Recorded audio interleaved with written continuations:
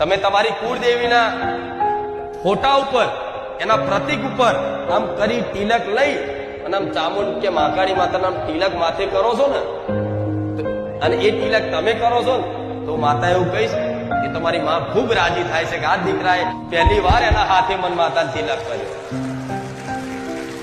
ખૂબ પ્રસન્ન થાય, એના જેવું થઈ જાય શું આપી દઉં, શું આપી દઉં. કેમ કે માં કરુણાનો સાગર છે, દયાનો સાગર છે, એના કરુણાનો પાર નહીં.